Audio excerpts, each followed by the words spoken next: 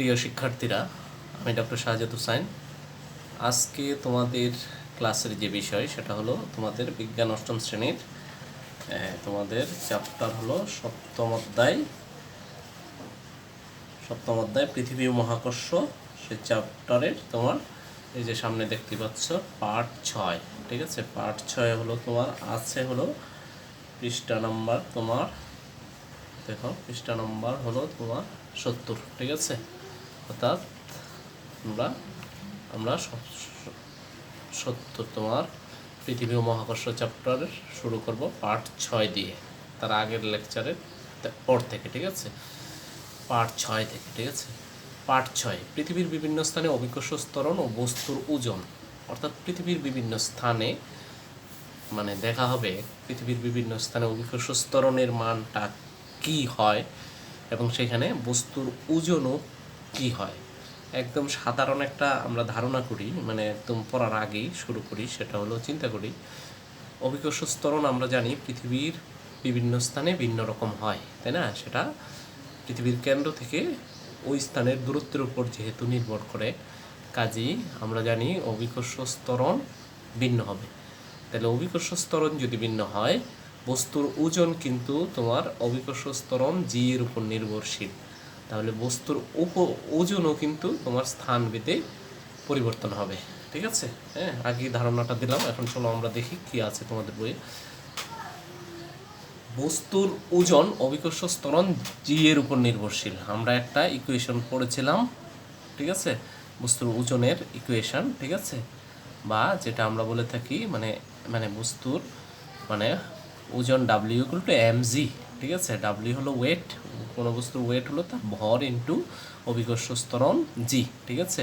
তাহলে বস্তুর অভিকর্ষ ত্বরণ জি এর উপর নির্ভরশীল। সুতরাং যে সকল কারণে অভিকর্ষ ত্বরণের পরিবর্তন ঘটে সে সকল কারণে বস্তুর ওজনও পরিবর্তিত হয়। বস্তুর ওজন বস্তুর মৌলিক ধর্ম নয়। মৌলিক ধর্ম বলতে যেটা পরিবর্তন হয়, আর মৌলিক ধর্ম মানে যেটা পরিবর্তন হয় না, ঠিক আছে। আবার বলছি, মৌলিক ধর্ম হলো যে ধর্ম মানে যেটা পরিবর্তন হয় না, ঠিক আছে। আর মৌলিক ধর্ম নয় মানে যেটা পরিবর্তন হয়, পরিবর্তনশীল। তার মানে বস্তুর ওজন হলো পরিবর্তনশীল, কাজে এটা বস্তুর মৌলিক ধর্ম নয়। আবার ভর কিন্তু পরিবর্তনশীল না, স্থানভেদে পরিবর্তন হয় না বস্তুর ভর, যে কারণে এটা হলো একটা বস্তুর মৌলিক ধর্ম, ঠিক আছে। তার মানে ভর মৌলিক ধর্ম বস্তুর, আর ওজন হলো বস্তুর মৌলিক ধর্ম না, ঠিক আছে। স্থানভেদে বস্তুর ওজনের পরিবর্তন হয়। যে সকল কারণে ওজনের পরিবর্তন হয় তার নিচে বর্ণনা করা হলো। আমরা একটু ধারণাও করতে পারি, তোমরা জানো ভিন্ন অঞ্চলে, পৃথিবীর বিভিন্ন অঞ্চলে পৃথিবীর আকৃতি উপর নির্ভর করে, তাই না। পৃথিবীর আকৃতি কিন্তু সব জায়গায় সমান না, তাই না। মেরু অঞ্চলে একরকম, বিষুবীয় অঞ্চলে একরকম, ঠিক আছে। সেটা আমরা পড়েছিলাম, জি এর মান মেরু অঞ্চলে একটা, বিষুবীয় অঞ্চলে একটা, ক্রান্তীয় অঞ্চলে একটা। তার মানে ওই জায়গাগুলোতে কোনো একটা ভরের নির্দিষ্ট ভরের বস্তুকে নিয়ে গেলে তার ওজন কিন্তু পরিবর্তিত হবে, ঠিক আছে। দেখো, প্রথম ভূপৃষ্ঠে বিভিন্ন স্থানে পৃথিবীর আকৃতি ও আহ্নিক গতির জন্য বিভিন্ন স্থানে বস্তুর বিভিন্ন হয়। পৃথিবীর আকৃতি ও আহ্নিক গতির জন্য তোমার বিভিন্ন স্থানে বস্তুর ওজন বিভিন্ন হয়। পৃথিবীর আকৃতির জন্য পৃথিবী সুষম গোলক না হয়, পৃথিবীর কেন্দ্র থেকে ভূপৃষ্ঠের সকল স্থানে সমদূরে নয়। অর্থাৎ পৃথিবীর কেন্দ্র থেকে কিন্তু তোমার বিভিন্ন পৃথিবীর যে ভূপৃষ্ঠের বিভিন্ন অঞ্চল বা অংশ সমান দূরে না, ঠিক আছে। তোমরা জানো, একটু আগেই বলা হয়েছিল বা আগের ক্লাসে আমরা বলেছিলাম যে তোমার মেরু অঞ্চল একরকম, মানে বিষুবীয় অঞ্চল একরকম, ঠিক আছে। মানে কেন্দ্র থেকে মেরু অঞ্চল কাছে, বিষুবীয় অঞ্চল একটু দূরে, তাই না, এরকম সবচেয়ে বেশি দূরে, ঠিক আছে। আবার ক্রান্তীয় অঞ্চল হলো দুইটার মাঝামাঝি, তাই না। হ্যাঁ, নাকি? চলো আমরা এটা পেছন থেকেই বুঝতে পারবো, পেছনে আমরা পড়ে আসছি, ঠিক আছে। যে দেখো এখানে বলা আছে, আমরা সামনে গেলেই পাবো, জি এর মান পৃথিবীর কেন্দ্র থেকে দূরত্বের উপর নির্ভর করে, তাই পৃথিবীর বিভিন্ন স্থানে জি এর মানের পরিবর্তন হয়। বিষুবীয় অঞ্চলে পৃথিবীর ব্যাসার্ধ সবচেয়ে বেশি হয়, বিষুবীয় অঞ্চলে পৃথিবীর ব্যাসার্ধ জি এর মান সবচেয়ে বেশি জি এর মান বেশি, তখন তোমার পৃথিবীর ব্যাসার্ধ সবচেয়ে বেশি হয়, জি এর মান বিষুবীয় অঞ্চলে পৃথিবীর ব্যাসার্ধ সবচেয়ে বেশি হয়, জি এর মান সবচেয়ে কম, কারণ তোমরা একটা ইকুয়েশন পড়েছিল g small g equal to capital g m, হ্যাঁ, ডিভাইডেড বাই আর স্কোয়ার। ওখানে পৃথিবীর ব্যাসার্ধ ছিল আর, তাহলে আর বেশি হয়ে গেলে আর নিচে আছে, তাই না, জি এর মান কমে যাবে, তাই না, হ্যাঁ, নিচে আর স্কোয়ার নিচে আছে, জি জি এর আর যত বেড়ে যাবে জি এর মান তত কম হবে, ঠিক আছে।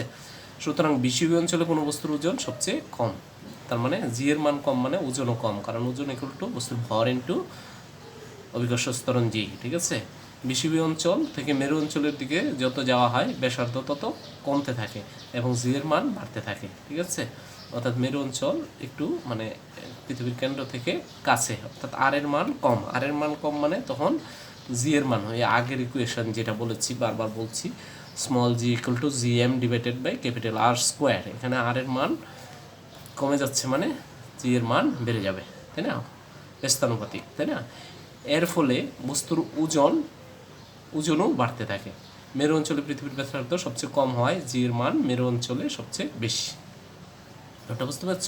এগুলো নিয়ে কোশ্চেন হতে পারে, ঠিক আছে, তোমাকে ভিন্নভাবে বুঝায় বলবে, তখন তোমরা একটা জিনিস মনে রাখবা, ওই জিনিসটা ইকুয়েশন দুইটা মনে রাখবা।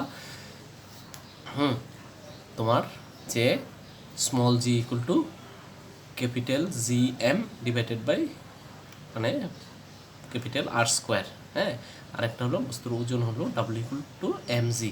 তাহলে এই দুটো ইকুয়েশন মনে রাখলে তোমরা যুক্তি দিয়ে বলতে পারবা অভিকর্ষ ত্বরণের এবং ওজনের কি পরিবর্তন হবে। হ্যাঁ, এই যে ফলে ওজনও সবচেয়ে বেশি হয়। ওজন কোথায় বেশি হবে? যেখানে জি বেশি, তাই না, অভিকর্ষ ত্বরণের মান বেশি।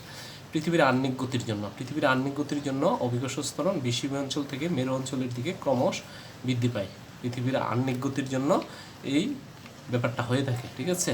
হ্যাঁ, পৃথিবীর আহ্নিক গতির জন্য কি হয় সেটা তোমরা জানার কথা, ঠিক আছে।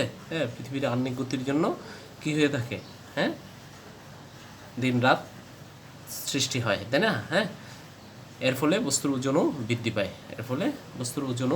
পায় এবং আহ্নিক গতি কি তোমরা এই তোমাদের আগের যে চ্যাপ্টার ছিল সেখান থেকে ভালোভাবে বুঝে নেব, ঠিক আছে। ভূপৃষ্ঠ থেকে উচ্চতর কোনো স্থানে, ভূপৃষ্ঠ থেকে যত উপরে ওঠা যায় অভিকর্ষ ত্বরণের মানও তত কমতে থাকে, তাই না, যেহেতু আর বাড়তে থাকে মানে কি পৃথিবীর কেন্দ্র থেকে ওই স্থানের দূরত্ব যদি ওই একই ইকুয়েশনে বসবো তাহলে আর বাড়তে থাকলে জি কমতে থাকবে, তার মানে জি কমতে থাকা মানে ওই এই কথাই বলেছে, হয়তো ওজনও কম হবে।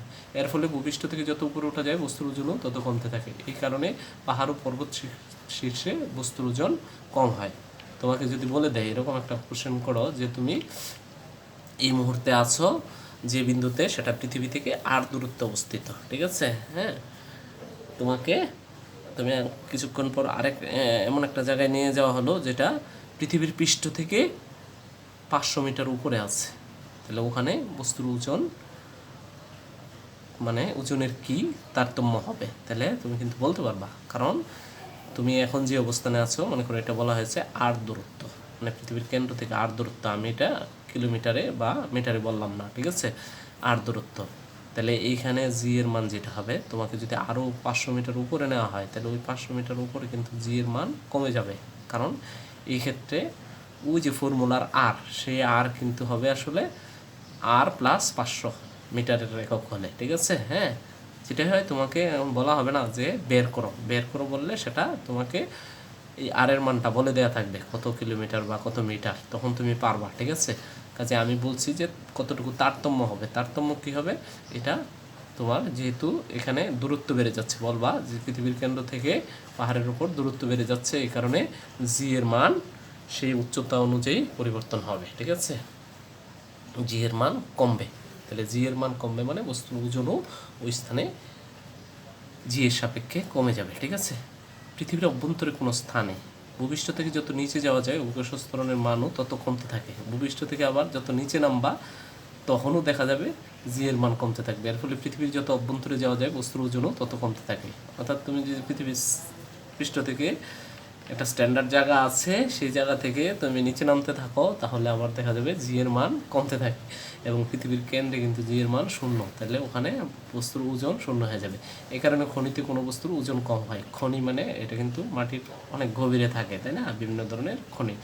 খনিজ, তাই না, খনিজ পদার্থ, তাহলে খনিগুলো গর্ত করে করা হয়। তাহলে গর্তে মানে যেহেতু পৃথিবীর পৃষ্ঠ থেকে ভেতরে, এই জন্য তোমার অনেক ভেতরে থাকে, যে কারণে জি এর মান কমে যায়। পৃথিবীর কেন্দ্রে অভিকর্ষ স্তরণের মান শূন্য। তার মানে যদি বলা হয় যে পৃথিবীর এমন একটা জায়গায় তোমাকে নিয়ে যাওয়া হলো যেখানে অভিকর্ষ স্তরণের মান শূন্য, সেখানে তোমার ভরের কি পরিবর্তন হবে? আসলে ভরের কোনো পরিবর্তন কিন্তু হবে না। হ্যাঁ, যদি বলো ওজন, চিন্তা করে বলতে হবে, ওজনের পরিবর্তন হবে, অর্থাৎ ওজন কমে যাবে, তাই না? এবং যদি এটা পৃথিবীর কেন্দ্র হয়, তাহলে মানে যেখানে শূন্য বলা হয়, শূন্য যদি বলা হয়, তাহলে বলবা ওখানে ওজন শূন্য হয়ে যাবে। কারণ আমরা জানি ওজন ইকুয়াল টু বস্তুর ভর ইন্টু অভিকর্ষ স্তরণ। যেহেতু ওই স্থানে অভিকর্ষ স্তরণ নেই বা অভিকর্ষ স্তরণের মান শূন্য, সেখানে এই জন্য বস্তুর ভর ডাব্লিউ ইকুয়াল টু মানে বস্তুর ওজন ডাব্লিউ ইকুয়াল টু বস্তুর ভর m into g equal to শূন্য, তাহলে শূন্যই আসবে। সেটা বুঝতে পেরেছ? সুতরাং পৃথিবীর কেন্দ্র যদি কোনো বস্তুকে নিয়ে যাওয়া হয়, তাহলে বস্তুর উপর পৃথিবীর কোনো আকর্ষণ থাকবে না, অর্থাৎ বস্তু ওজন শূন্য হবে। ঠিক আছে, এগুলো নিয়ে তোমরা বিস্তারিত পরের ক্লাসে আরও পাবা, তখন বস্তুটা কী আচরণ করবে সেটাও তোমরা জানতে পারবা। ঠিক আছে, চলো আমরা দেখি পার্ট 7 ও 8, লিফটে ও মহাশূন্যে ওজনের তারতম্য বা ওজনহীনতা। মানে ওজনহীনতা ব্যাপারটা কখন আসবে, বা লিফটে ও মহাশূন্যে ওজনের যে পরিবর্তন হয়, একটু আগে আমরা পড়েছিলাম পৃথিবীর পৃষ্ঠ থেকে ভিন্ন দূরত্বের জন্য ওজনের তারতম্য। ঠিক আছে, এখন আমরা দেখছি লিফটে ও মহাশূন্য ওজনের তারতম্য, ওজনহীনতা ও পাবো এখানে। ভূপৃষ্ঠের কোনো একটি স্থানে জি এর মান নির্দিষ্ট, ফলে সেখানে মনে করো তুমি তোমার বাসায় বসে আছো, তার মানে বাসার প্রতিটা রুমে কিন্তু জি এর মান সমান। ঠিক আছে, কারণ প্রতিটা মানে রুম কিন্তু কোনোটা উঁচু নিচু না, তাই না? হ্যাঁ, তো তুমি যদি বলো যে তাহলে কি আমাদের নিচতলা এবং 6 তলার উপর কি এক হবে জি এর মান? হবে না, পার্থক্য হবে। হ্যাঁ, কারণ পৃথিবীর কেন্দ্র থেকে দূরত্ব বেড়ে গেলে জি এর মান কমে যায়, তাই না? সেই ফর্মুলা এখানে কিন্তু চিন্তা করতে হবে, করে বলতে হবে, বাড়বে না কমবে। ঠিক আছে, নিজে কিছু চিন্তা করবা। ঠিক আছে, ভূপৃষ্ঠের কোনো একটি স্থানে জি এর মান নির্দিষ্ট, ফলে সেখানে কোনো ব্যক্তির ওজনও নির্দিষ্ট, তাই না? তা সত্ত্বেও সেখানে কোনো ব্যক্তির ওজনের ভিন্নতা অনুভব করতে পারেন এবং নিজেকে ওজনহীনও মনে করতে পারেন। আসলে ওজন আর ওজন অনুভব করা এক কথা নয়, কোনো বস্তুর ওজন এবং ওজন অনুভব করা এক কথা নয়। ঠিক আছে, পৃথিবীতে কোনো ব্যক্তির উপর পৃথিবীর আকর্ষণ বল থাকবেই, ফলে অর্থাৎ এটা আগে বলা হয়েছে মহাকর্ষ বলা হয়েছে যে দুইটা বস্তুকণার মধ্যে, মহাবিশ্বের দুইটা বস্তুকণার মধ্যে আকর্ষণ বল অবশ্যই থাকবে। ঠিক অভিকর্ষতে বলা হয়েছে যে পৃথিবী প্রতিটা বস্তুকণাই একটা বলে আকর্ষণ করবে। ঠিক আছে, এটা কিন্তু কোনোভাবেই সে মুক্ত হবে না, তবে তাদের অবস্থার উপর, গতির অবস্থার উপর নির্ভর করতে পারে। ঠিক আছে, সেটা আমরা সামনে জানবো। ঠিক আছে, এটা একটা বড় ব্যাপার। ঠিক আছে, ফলে তার ওজন থাকবে, কিন্তু তিনি সেই ওজন অনুভব করবেন কেবলমাত্র তখনই যখন তার ওজনের সমান ও বিপরীতমুখী কোনো প্রতিক্রিয়া বল তার উপর প্রযুক্ত হবে। এই জিনিসটা মনে রাখতে হবে। ঠিক আছে, এটাই আমি বলছিলাম, মানে যখন মানে ক্রিয়া ও প্রতিক্রিয়া মানে যখন বল তার উপর প্রযুক্ত হবে, দুইটা বলই যখন তার উপর কাজ করবে, একটা করলে কিন্তু আরেকটা না করলে তখন মানে ওই এই যে ওজনের তারতম্য হয়ে যাবে। ঠিক আছে, ফলে তার ওজন থাকবেই, কিন্তু তিনি সেই ওজন অনুভব করবেন কেবলমাত্র তখনই যখন তার ওজনের সমান ও বিপরীতমুখী কোনো প্রতিক্রিয়া বল তার উপর প্রযুক্ত হবে। অর্থাৎ তার ওজনের সমানও একটা বল ক্রিয়া হবে এবং বিপরীতমুখীও একটা প্রতিক্রিয়া বল, বিপরীতমুখী বল যেটা প্রতিক্রিয়া বল বলা হচ্ছে, বিপরীতমুখী মানে প্রতিক্রিয়া বল যেটা বলা হচ্ছে, এটা তার উপর প্রযুক্ত হবে। ঠিক আছে, মানে কোনো কারণে যদি একটাকে নেগলেক্ট করতে পারো তখন কিন্তু সেটা আর হবে না। আমরা যখন লিফটে চড়ে উঁচু দালানে ওঠানামা করি, তখন আমরা ওজনের তারতম্য অনুভব করি। এই জিনিসটা এখন ব্যাখ্যা করব, কেন করব সেটা কিন্তু পরীক্ষায় আসতে পারে। আমরা যখন কোনো স্থির লিফটে দাঁড়াই, তখন আমরা লিফটের মেঝের উপর আমাদের ওজনের সমান বল প্রয়োগ করি। লিফটও আমাদের উপর ওজনের সমান ও বিপরীতমুখী প্রতিক্রিয়া বল প্রয়োগ করে। আমরা আমাদের ওজনের অস্তিত্ব টের পাই। এই অবস্থায় কিন্তু আমাদের ওজনের কোনো পরিবর্তন হবে না। হ্যাঁ, আগের যে বলা হয়েছিল যে ওজনের সমান ও বিপরীতমুখী প্রতিক্রিয়া বল দুইটা কাজ করে, তাই না? দুইটাই কাজ করছে এখানে, তাহলে এই ক্ষেত্রে আমাদের ওজনের কোনো তারতম্য হচ্ছে না। কিন্তু লিফট যদি উপরের দিকে উঠতে থাকে, তখন স্থির অবস্থান থেকে উপরের দিকে যাত্রা করায় লিফটটি উপরের দিকে একটি ত্বরণ সৃষ্টি করে। আমি এই লাইনটা আবার পড়ছি, কিন্তু লিফট যদি উপরের দিকে উঠতে থাকে, তখন স্থির অবস্থান থেকে উপরের দিকে যাত্রা করায় লিফটের উপরের দিকে একটি ত্বরণ সৃষ্টি হয়, অর্থাৎ লিফটের একটা ত্বরণ কিন্তু সৃষ্টি হয়, এটা স্থির ছিল। ত্বরণ মানে কি, কোনো বস্তুর একক সময় বেগ বৃদ্ধির যে হার সেটা কিন্তু ত্বরণ। ফলে লিফটের সাপেক্ষে আমাদের ত্বরণ জি এর মানে আমাদের ত্বরণ হয় জি এর চেয়ে বেশি, কারণ এখানে তো জি কাজ করছে। তাহলে আবার লিফটের একটা ত্বরণ আছে, তাহলে এখানে মোট ত্বরণ হবে জি প্লাস লিফটের ত্বরণ। ঠিক আছে, ব্যাপারটা বুঝতে পারছো? তার মানে জি এর মান বেড়ে যাচ্ছে কিনা। এই বর্ধিত ত্বরণের জন্য আমরা লিফটের উপর আমাদের ওজনের চেয়ে বেশি বল প্রয়োগ করি, তাই না? এই বর্ধিত ত্বরণটা কত হবে, সেটা হলো নর্মাল যে জি প্লাস হলো লিফটের যে ত্বরণ, তাহলে দুইটা মিলে হয়ে যাবে ওই মানে কার্যকর ত্বরণ। ঠিক আছে, তখন লিফটও আমাদের উপর বিপরীতমুখী যে প্রতিক্রিয়া বল প্রয়োগ করে তা আমাদের ওজনের চেয়ে বেশি হয়, তখন কিন্তু আমাদের ওজন বেড়ে যায়, কারণ জি বেড়ে যাচ্ছে। তখন লিফটও আমাদের উপর প্রতিক্রিয়া, অর্থাৎ যে ক্রিয়া দেবা সে সমান হয়তো প্রতিক্রিয়া হবে, তাই না? যে প্রতিক্রিয়া বল প্রয়োগ করে তা আমাদের ওজনের চেয়ে বেশি হয় এবং নিজেদেরকে ভারী অনুভব করি। এটা কতটুকু ভারী অনুভব হবে তা নির্ভর করবে লিফটের জি বা লিফটের ত্বরণ কত। লিফটের ত্বরণকে এ দিয়ে যদি প্রকাশ করো, তাহলে লিফটের ত্বরণ মানে ওখানে ত্বরণ হবে, ওই অবস্থায় ত্বরণ হবে জি প্লাস লিফটের ত্বরণ যদি আমরা এ ধরি এ। ঠিক আছে, তাহলে ওই ক্ষেত্রে তোমার ওজন তার সাপেক্ষে বেড়ে যাবে। ঠিক আছে, লিফটের ত্বরণ কিন্তু মানে সব সময় থাকবে না। এরপর কী হবে দেখো, কিন্তু এরপর লিফট যখন সমবেগে উপরের দিকে উঠতে থাকে তখন তার কোনো ত্বরণ থাকে না। সমবেগ মানে কি, বেগের পরিবর্তন হচ্ছে না। বেগের পরিবর্তন হচ্ছে না মানে আমরা জানি ওখানে কোনো ত্বরণ নাই। কাজেই বলে আমরা আর ওজনের চেয়ে অতিরিক্ত বল অনুভব করি না, কেবল ওজনই অনুভব করি। ওই অবস্থায় কিন্তু আমরা আমাদের ওজন বাড়া কমা মানে বুঝবো না। ঠিক আছে, যা ওজন সেটাই মনে করবো, কারণ ওখানে কিন্তু ওই অবস্থায় লিফট সমবেগে যখন চলতে থাকবে, অর্থাৎ ত্বরণ যখন কাজ করবে মানে বেড়ে গেছিলো, তখন কিন্তু মানে তোমার ওজন বেড়ে যাবে। কিন্তু যখন সমবেগে চলে আসবে তখন কিন্তু আর ওজন বাড়বে না, আমাদের যা ওজন সেটাই আমরা অনুভব করব। ঠিক আছে, অপরপক্ষে লিফট যখন নিচে নামতে শুরু করে তখন স্থির অবস্থান থেকে একটি ত্বরণ সৃষ্টি হয় এবং লিফটের সাপেক্ষে আমাদের ত্বরণ জি এর চেয়ে কম হয়। অর্থাৎ যখন লিফট নিচে নামে তখন মানে এমনিতেই তো যে কোনো বস্তু যখন নিচে পড়ে তখন জি কাজ করে। ঠিক আছে, এখন লিফট একই দিকে নামছে, তাহলে এই ক্ষেত্রে কিন্তু আসলে লিফটের ভিতর কার্যকর জি হয়ে যাবে জি মাইনাস লিফটের অভিকর্ষ ত্বরণ। তাহলে জি অর্থাৎ এখানে আসলে মানে অভিকর্ষ ত্বরণ যে জি আকর্ষণ বল সেটা কমে যাবে গতির জন্য, নিচের দিকে গতির জন্য। তাহলে বস্তুর ওজনও তখন কমে যাবে। এই কম ত্বরণ নিয়ে আমরা লিফটের উপর আমাদের ওজনের চেয়ে কম বল প্রয়োগ করি, ফলে আমরা হালকা অনুভব করি এবং অর্থাৎ আমাদের ওজন কম মনে হয়। কেন কম মনে হয় আবার বলছি, যখন নিচে নামে লিফট যখন নিচে নামে তখন এই যে এই অংশটা অর্ধেক লিফট যখন নিচে নামতে শুরু করে তখন স্থির অবস্থান থেকে একটি ত্বরণ সৃষ্টি হয়। স্থির অবস্থান থেকে একটা ত্বরণ সৃষ্টি হয়, হঠাৎ করে তার বেগটা বেড়ে যায়, তাই না? তা যে যে লিফট যে অবস্থানে ছিল সেখানে কিন্তু একটা জি কাজ করে, যেটা অভিকর্ষ ত্বরণ।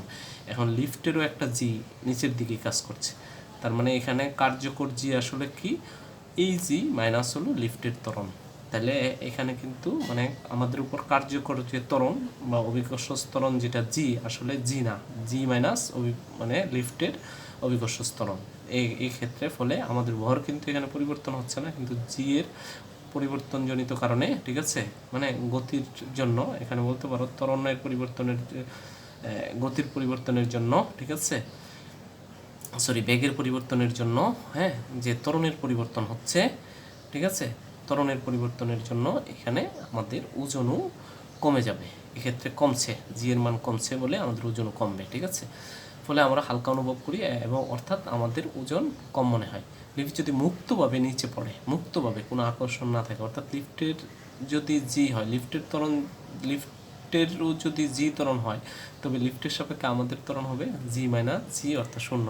অর্থাৎ মনে করো লিফটের কেবল বা দড়ি ছিঁড়ে গেছে, তাহলে ওই অবস্থায় লিফট কিন্তু নিজেই জি ত্বরণে নিচে নামবে, তাই না? তাহলে ওই ক্ষেত্রে লিফটের ভিতর কেউ থাকলে আসলে তখন কিন্তু তোমার এই জি কিন্তু আসলে কি হবে, জি আসলে শূন্য হয়ে যাচ্ছে। আসল কার্যকর জি মানে কি, লিফটের যদি জি ত্বরণ হয়, লিফটের ত্বরণ যদি জি হয়, তবে লিফটের সাপেক্ষে আমাদের ত্বরণ হবে জি মাইনাস জি অর্থাৎ শূন্য। তাহলে শূন্য হলে তখন কিন্তু আমাদের ভর থাকলেও কিন্তু ওজন আসলে তখন হচ্ছে না, কারণ জি শূন্য। ঠিক আছে, ফলে আমরা লিফটের উপর কোনো বল প্রয়োগ করব না।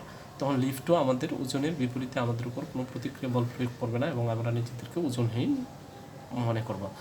কোনো লিফটের কেবল বা দড়ি ছিঁড়ে গিয়ে লিফটটি যদি অভিকর্ষ প্রভাবে নিচে পড়ে তখন এই অবস্থার সৃষ্টি হবে। ঠিক আছে, এটা কখন হবে? শুধু তোমার যখন এই ঘটনা ঘটবে, কেবল বা দড়ি লিফটের ছিঁড়ে যায় এবং লিফট যদি অভিকর্ষ প্রভাবে নিচে পড়তে থাকে। এই অবস্থায় যদি লিফটের ছাদ থেকে ঝুলন্ত বা লিফটে দাঁড়ানো কোনো ব্যক্তির হাতে ধরা স্প্রিং নিক্তি থেকে একটি বস্তু ঝুলিয়ে দেওয়া হয়, তাহলে দেখা যাবে স্প্রিং নিক্তির কাটা শূন্য থেকে অবস্থান করছে, অর্থাৎ বস্তুটির ওজন শূন্য। অর্থাৎ এই অবস্থায়, অর্থাৎ কোনোভাবে যদি মনে করো লিফটের দড়ি ছিঁড়ে যায়, মানে এটা তো আসলে বাস্তবে যেমন জিনিস, এটা জাস্ট মানে লজিক্যালি বলা যাচ্ছে, কিন্তু বাস্তবে দড়ি ছিঁড়ে গেলে কেউ কিন্তু তখন এটার ভিতর তোমার এই স্প্রিং নিয়ে আসলে ওজন করার মানে সুযোগ মানে বা থাকে না। ঠিক আছে, মানসিকতাই থাকবে না, তাই না? কিন্তু যখন এইরকম ঘটনা যদি ঘটে এবং এই অবস্থায় যদি কেউ লিফটের ভিতরে কোনো একটা জিনিস নিয়ে মানে স্প্রিং ব্যালান্সে কোনো একটা বস্তু নিয়ে স্প্রিং নিক্তিতে ঝুলাই দেয়, তাহলে আসলে সেটা দেখা যাবে তার কোনো ওজন নাই, কারণ আসলে ওখানে ওই বস্তুর উপর কার্যকর অভিকর্ষ স্তরণ শূন্য হয়ে যাবে, তাই না? কেন শূন্য হয়ে যাবে এখানে ব্যাখ্যা আছে। তার মানে এখানে তোমাদের প্রশ্ন হতে পারে যে লিফটের ভেতর মানে কখন আমরা নিজেদের ভারী মনে করব, কখন হালকা মনে করব, কখন ওজনহীন মনে করব, তিনটা ডিফারেন্ট মানে ভিন্ন ভিন্ন প্রশ্ন হতে পারে। আবার এইভাবে ব্যাখ্যা হতে পারে যে লিফটের মানে ভেতর আমরা মানে কখন ওজনের তারতম্য অনুভব করব, তখন কিন্তু সবগুলোই ব্যাখ্যা দিতে হবে। ঠিক আছে, আমি বলেছি, ঠিক আছে? হ্যাঁ, উপরে নামার সময় একটা হবে, নিচে নামার সময় একটা হবে, এবং মানে ছিঁড়ে গেলে লিফটের কেবল বা দড়ি ছিঁড়ে গেলে, অর্থাৎ লিফট যদি জি তরণেই নামতে থাকে তখন দেখা যাবে কোনো ওজনই হবে না। ঠিক আছে, নিচে নামার সময় নর্মালি মনে রাখবা, নিচে নামার সময় কখন, যখন ত্বরণ কাজ করে ওই মুহূর্তে ওজন কম হবে। আবার উপরে ওঠার সময় যখন অভিকর্ষ মানে মানে মানে লিফটের যখন ত্বরণটা কাজ করছে ওই মুহূর্তে ওজন বেশি মনে হবে, কিন্তু যখন সমবেগে চলবে তখন কিন্তু আর ওজনের পরিবর্তন হবে না। ঠিক আছে, যুক্তি আছে এখানে, কিন্তু বুঝে বুঝে পড়বা। ঠিক আছে, খুব সুন্দর জিনিস। ঠিক আছে, লিফটের ছবি দেখতে পাচ্ছ। এখন আমরা দেখি মহাশূন্যযান আর লিফটের ঘটনা আসলে একই রকম। মহাশূন্যযানের পৃথিবী বা চাঁদকে প্রদক্ষিণ করার ও লিফটের মুক্তভাবে নিচে পড়ার মধ্যে কোনো পার্থক্য নেই। অর্থাৎ মহাশূন্যযানের পৃথিবী ও চাঁদকে প্রদক্ষিণ করার ও লিফটের মুক্তভাবে, অর্থাৎ লিফট মুক্তভাবে নিচে পড়ার সময় কী হয়, জি থাকে না, তাই না? হ্যাঁ, অভিকর্ষ স্তরণ শূন্য হয়ে যায়। ঠিক মহাশূন্যযানে এই ঘটনাটা ঘটে। চলো আমরা দেখি। মহাশূন্যচারীরা মহাশূন্যযানে করে পৃথিবীকে একটি নির্দিষ্ট উচ্চতায় বৃত্তাকার পক্ষে প্রদক্ষিণ করে থাকেন, তাই না? একটা নির্দিষ্ট পৃথিবীকে একটি নির্দিষ্ট উচ্চতায় মানে পৃথিবী থেকে একটা নির্দিষ্ট দূরে গিয়ে বৃত্তাকার কক্ষপথে ঘুরতে থাকে, পৃথিবীর চারপাশে ঘুরতে, মানে পৃথিবীর একটা মানে পৃথিবীকে মানে কেন্দ্রে রেখে ঘুরতে থাকে আর কি, বুঝতে পারছো? এই বৃত্তাকার গতির জন্য মহাশূন্যযানের দেয়ালের সাপেক্ষে মহাশূন্যের দেয়ালের সাপেক্ষে মহাশূন্যচারীর ত্বরণ শূন্য হয়। ব্যাপারটা বুঝতে পারছো? এই যে বৃত্তাকার গতি, এই বৃত্তাকার গতির জন্য আসলে কি হচ্ছে এখানে, কিন্তু মানে যে মহাশূন্যযানের দেয়ালের সাপেক্ষে, মহাশূন্যযানের যে দেয়াল সেটার সাপেক্ষে মহাশূন্যচারীর ত্বরণ শূন্য হচ্ছে বলে কী হবে, তার ওজন শূন্য অনুভব করবে। এবং মহাশূন্যযানের দেয়াল বা মেঝেতে কোনো বল প্রয়োগ করেন না। ঠিক আছে, এখানে কিন্তু সে কোনো বল প্রয়োগ করে না, ফলে তিনি তার ওজনের বিপরীত কোনো প্রতিক্রিয়া বলও অনুভব করবেন না, ঠিক আগের মতোই। ঠিক আছে, তাই তিনি ওজনহীনতা অনুভব করবেন। লিফটের যে ঘটনাটা ঘটেছিল ঠিক ওই রকমই। ঠিক আছে, যখন একটা বল অনুভব করবে তখন একটা প্রতিক্রিয়া বলও কিন্তু অনুভব করবে, তখনই কেবল ওজন অনুভব করবে। কিন্তু এই ক্ষেত্রে তোমার মানে লিফটের তোমার লিফট যখন মুক্তভাবে, অর্থাৎ কেবল ছিঁড়ে বা দড়ি ছিঁড়ে পড়ে যে অবস্থা হয় সেই অবস্থাটা এখানে মহাশূন্যযানে হচ্ছে, তাই তিনি ওজনহীনতা অনুভব করেন। এই অবস্থায় মহাশূন্যযান থেকে কখনো বস্তুকে ছেড়ে দিলে পড়ে না, গ্লাসের পানি উপর করলেও পড়বে না, অর্থাৎ সব কিছুই ওজনহীন মনে হবে। এখানে একটা কোশ্চেন আসতে পারে যে মহাশূন্যযানে কোনো বস্তুকে ছেড়ে দিলে পড়ে না কেন, গ্লাসের পানি উপর করলেও পড়ে না কেন? তাহলে কিন্তু এই অংশটা বুঝে দিলেই হবে। ঠিক আছে, বা ওরা সব কিছুই ওজনহীন মনে হবে কেন? ঠিক আছে, কিন্তু প্রকৃতপক্ষে কোনো কিছুই ওজনহীন হয় না, কেননা ওই অবস্থানেও মহাশূন্যচারীর ভর আছে। ওই স্থানে অভিকর্ষ ত্বরণ জিও আছে, ফলে পৃথিবীর আকর্ষণ তথা ওজন আছে। কেবল মহাশূন্যযান জি ত্বরণে গতিশীল হওয়ার কারণে আপাতত ওজনহীনতার উদ্ভব হচ্ছে। কারণ মহাশূন্যযান কিন্তু স্থির না, ঠিক আছে, যে কারণে মহাশূন্যযান জি ত্বরণে গতিশীল, ঠিক আছে। তাহলে ওখানে কিন্তু পৃথিবীর আকর্ষণ বল, যেটা আমরা অভিকর্ষ বল বলছি, সেটাও কিন্তু জি। তাহলে ওই জন্য তোমার শূন্য হয়ে যাচ্ছে। ওইখানে অভিকর্ষ ত্বরণ জি আছে, আবার ওইটারও একটা ত্বরণ আছে জি। তাহলে দেখা যাচ্ছে এটা যে তোমার মানে এখানে মানে ত্বরণের পরিবর্তন আসলে নাই, ঠিক আছে, অর্থাৎ শূন্য। সরি, ত্বরণের যে অভিকর্ষ ত্বরণের যে ওখানে মানে মানটা, সেটা অনেকটা লিফটের যে মুক্তভাবে পরন্ত লিফট যেটা বলেছিলাম জি মাইনাস জি, অর্থাৎ শূন্য, ওই অবস্থাটা তৈরি হচ্ছে, ঠিক আছে। যদি ওই স্থানে মহাশূন্য যান বৃত্তাকার পথে পৃথিবীকে প্রদক্ষিণ না করে কিংবা পৃথিবীর দিকে মুক্তভাবে না পড়ে স্থির দাঁড়িয়ে থাকে, তাহলে কিন্তু মহাশূন্যযারী অবশ্যই তার ওজন টের পাবে। এই কথাটা বোঝাচ্ছিলাম আমি এতক্ষণ, যে ওখানে যদি মনে করো সে যদি মনে করো মহাশূন্যযানটা স্থির থাকতো, তাইলে কিন্তু ওজন টের পেত। কিন্তু মহাশূন্যযান স্থির না, সে পৃথিবীকে মানে মানে মানে তোমার এই যে এখানে বলেছিল, তাই না, যে এই তোমার পৃথিবীকে সে মানে একটা মানে বৃত্তাকার পথে, পৃথিবীকে কেন্দ্র রেখে একটা বৃত্তাকার পথে ঘুরে, তাই না। তার মানে এই জন্য ওখানে মানে তার উপর কার্যকর যে অভিকর্ষ ত্বরণ সেটা শূন্য, যে কারণে সে কোনো ওজন অনুভব করবে না। কিন্তু যেই মাত্র মহাশূন্যযান স্থির হয়ে যাবে, হ্যাঁ, বা তোমার কি বলেছে এখানে দেখো, ওই স্থানে মহাশূন্য বৃত্তাকার পথে পৃথিবীকে প্রদক্ষিণ না করে, বৃত্তাকার পথে যদি না করে, সোজাভাবে বা অন্যভাবে করে, পৃথিবী কিংবা পৃথিবীর দিকে মুক্তভাবে না পড়ে, পৃথিবীর দিকে মুক্তভাবে না পড়ে স্থির দাঁড়িয়ে থাকে, তখন কিন্তু দেখা যাবে ওজন অনুভব করবে, ঠিক আছে। নতুন শব্দ, নতুন অনেক কিছু শব্দ বা টার্ম বা আমরা রাশি সম্পর্কে ধারণা পেলাম, ঠিক আছে। কি কি আচ্ছা, এগুলো আসলে তোমার মনে করো মহাকর্ষ, ঠিক আছে, নতুন জিনিস আমরা শিখলাম, মহাকর্ষ শিখলাম, মহাকর্ষ ধ্রুবক শিখলাম, মহাকর্ষ দেখে নেবা, ঠিক আছে। মানে মহাবিশ্বের প্রতিটি বস্তুকণা একে অপরকে একটা বলে আকর্ষণ করছে, সেইটাই হলো মহাকর্ষ যে মানে প্রক্রিয়াটা, ঠিক আছে। মহাকর্ষীয় ধ্রুবক আমরা বের করেছিলাম মানে তোমার এই মহাকর্ষীয় যে মহাকর্ষ বল থেকে, মহাকর্ষ বলের যে একটা মহাকর্ষের যে একটা ইয়ে ছিল, সূত্র ছিল, তাই না। হ্যাঁ, সূত্রটার নাম কি ছিল? নিউটনের মহাকর্ষ সূত্র। ওখানে কিন্তু আমরা মহাকর্ষীয় ধ্রুবক জি এর মান বলেছিলাম। জি কি? অভিকর্ষ, অভিকর্ষ ত্বরণ, ভর, ওজন, ওজনহীনতা, লিফট, ঠিক আছে। এই অধ্যায় পাঠ শেষে আমরা যা শিখলাম, আমরা কি শিখলাম এই অধ্যায় পাঠ শেষে? এই মহাবিশ্বের যে কোনো দুটি বস্তুর মধ্যে যে আকর্ষণ তাকে মহাকর্ষ বলে।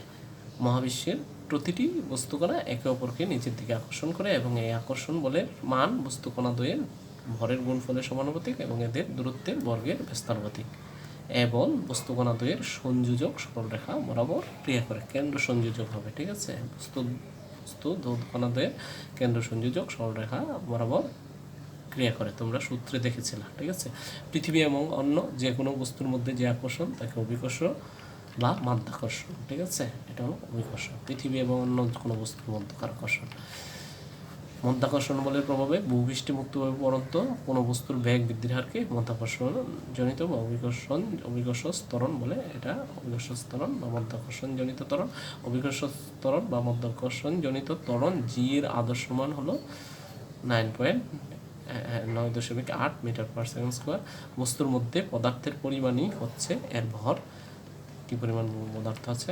ওজন হলো আছে কোনো বস্তুকে পৃথিবী যে বল দ্বারা তার কেন্দ্রের দিকে আকর্ষণ করে তাকে বলা হয় বস্তুর ওজন। তার মানে ওজন হলো একটা বল, ঠিক আছে। আমরা পরবর্তী ক্লাসে তোমার অনুশীলনী নিয়ে আলোচনা করব। এখন এই ক্লাসে যদি তোমাদের কোনো প্রশ্ন থাকে বা কোনো পরামর্শ থাকে, তাহলে অবশ্যই আমাকে জানাবা বা লিখবা। আমি চেষ্টা করব তোমাদের মানে প্রশ্নের জবাব দিতে বা পরামর্শগুলো নিয়ে মানে ক্লাসগুলোকে সুন্দরভাবে সাজাতে।